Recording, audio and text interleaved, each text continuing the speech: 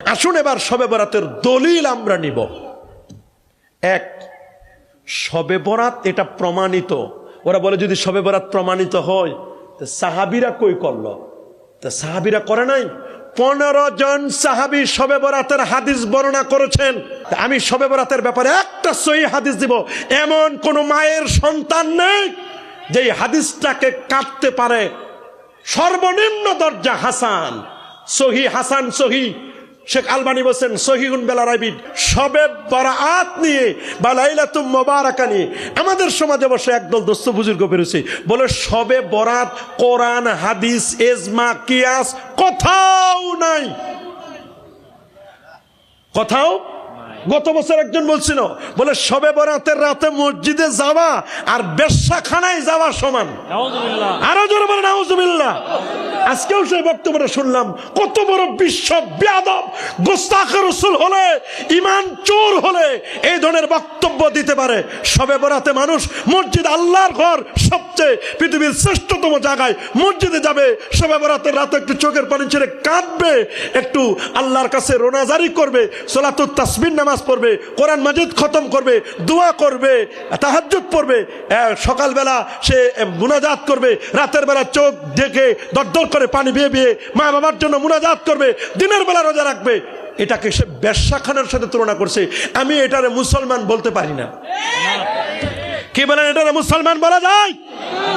আরেক বিয়াদব বলেছে, কয় দিনের বেলা শবে বরাতে রোজা রাখা জাহান্নামে যাওয়ার জন্য আর অন্য কোনো আমল লাগবে না, দিনে রোজা রাখলেই নাকি সে জাহান্নামী। আরো যারা বলে নাউজুবিল্লাহ। কি চটকদার কথা! কয় শবে বরাত কোরআনে নাই, হাদিসে নাই, কোথাও নাই। আরে বেটা জাহেলে মুরাক্কাবে গায়রে মুফিদ, সত্যই বলেছো, কোরআনে শবে বরাত নাই। কোরআনে শবে বরাত থাকবে কেমনে বেকুব? কোরআন তো আরবি ভাষায়, কোরআনে আছে অন্য। কোরআনে আছে লাইলাতুল মুবারাকা, হাদিসে আছে লাইলাতুন নিসফি মিন শাবান। মাথা নষ্ট হয়ে গেছে। আমিও চ্যালেঞ্জ করে বলছি, গোটা কোরআন এবং সুন্নাহর একটা জায়গায় নামাজ শব্দ দেখাতে পারবে না।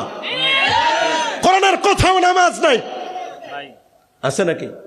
কোরআনে কোথাও লা মাযহাবি নাই, কোরআনে কোথাও আহলে হাদিস নাই। আমার নবী কখনো বলে নাই তোমরা আহলে হাদিস হও। আহলে হাদিস যারা মুহাদ্দিসিনে কেরাম বোঝানো হয়েছে এটা হতে পারো, কিন্তু আহলে হাদিস মানে 98 টাকা তারাবি পড়া, এইরকম আহলে হাদিস, শবে বরাত অস্বীকারী, নবীর শাফাআত অস্বীকারী, এইরকম আহলে হাদিস কোথাও নাই। এটা নতুন ফিতনা, এটা আরো একটা বেদাতি দল। এদের এক সময় পরিচয় ছিল মোহাম্মদী কি জামাত, মোহাম্মদী জামাত। এরপরে পাল্টাই দিল মোহাম্মদীর পরে লামাজাবি। কি পাল্টেছে? লামাজাবি। এরপরে তারা নাম দিল আহলে হাদিস, এখন নাম দিয়েছে সালাফি। আসলে সালাফি নয়, এরা খালাফি, এরা সালাফি, সালা।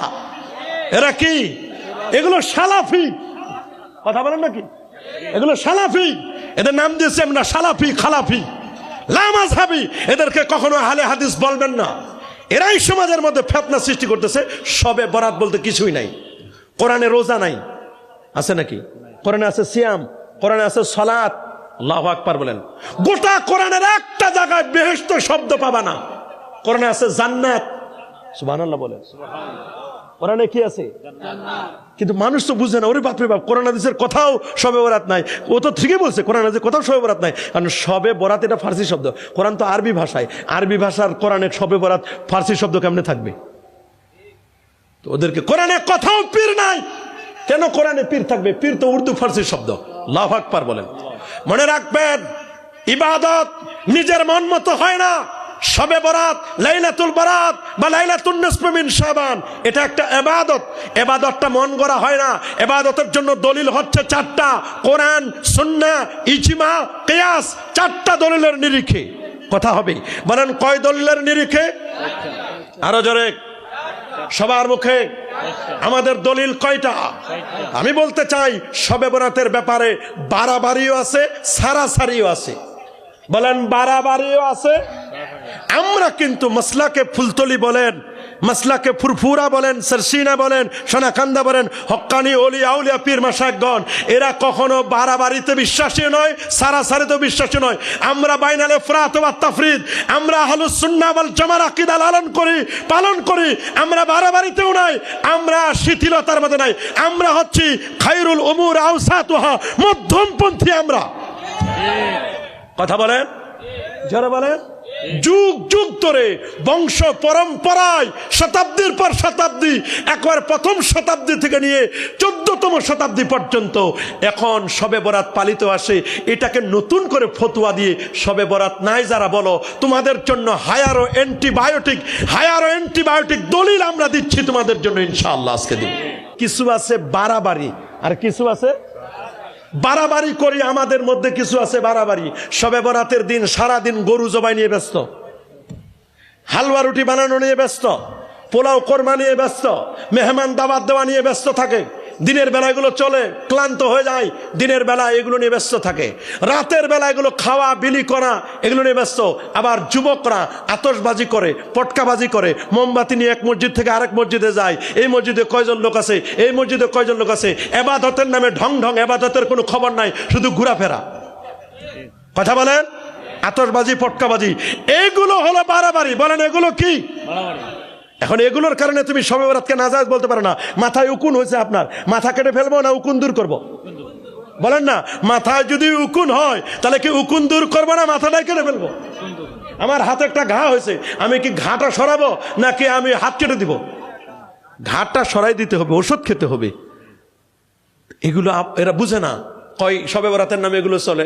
আরে বাবা, বিবাহ বাড়িতে যদি রং তামাশা একসময় হতো না? কথা বলে না, হয়তো না? রং তামাশা হতো, মাইক না হলে কোনো বিয়ে অনুষ্ঠানে হতো না। মাইক বাজাইতে হবে, রং তামাশা করতে হবে, গীত গাইতে হবে। এগুলো একসময় ছিল না? এগুলো কিন্তু একসময় ছিল। এখনো তো ডিজে পার্টি চলে। এখন এই কারণে কি মূল বিয়েটা নষ্ট হবে? মূল বিয়ের তো দোষ নাই, মূল বিয়ে তো ঠিকই আছে। যেগুলো সমস্যা ওগুলো দূর করেন। কথা বলেন, এটা গেল বাড়াবাড়ি। এখন আছে সারাসারি করেন তারা যারা বলে শবে বরাতের কোনো অস্তিত্ব নাই। অন্যান্য দিন এশার নামাজের পরে কিছু সময় বসে ওরা ওদের তালিম দেয়, কিন্তু শবে বরাতের রাতে একেবারে প্রথম ওয়াক্তে এশার নামাজ পড়ে একেবারে উপর থেকে নিচ পর্যন্ত 3টা বড় বড় তালা মেরে দিয়ে চলে যায়, আর আসে না। কথা বলেন, অন্যদিন তালা মারে না, কিন্তু শবে বরাতের রাতে তালা মারে। এই যে মানুষদেরকে ইবাদত থেকে মাহরুম করলো, এটার দায় নিবে কে? মনে রাখবেন, এদের অবস্থা হলো এরা মুসলমানের চোখের পানি দেখতে পারে না, ইবাদত বন্দেগী এদের সহ্য হয় না। কথা বলে, ওমান আযলামু মিম্মান মানা মাসাজিদ আল্লাহ। আমার আল্লাহ কোরআনে বলেন, ওই ব্যক্তির চেয়ে সবচেয়ে বড় জালেম কে? কে সবচেয়ে বড় জালেম? যে মানুষদেরকে আল্লাহর ঘর মসজিদে প্রবেশ করতে বাধা দেয়। কথা বলেন, এই জালেমগুলো মসজিদে প্রবেশ করতে বাধা দেয়। আমরা কি মসজিদে গিয়ে ঢোল বাজাই? কি বলেন, ঢোল বাজাই? মারামারি করি, কাটাকাটি করি?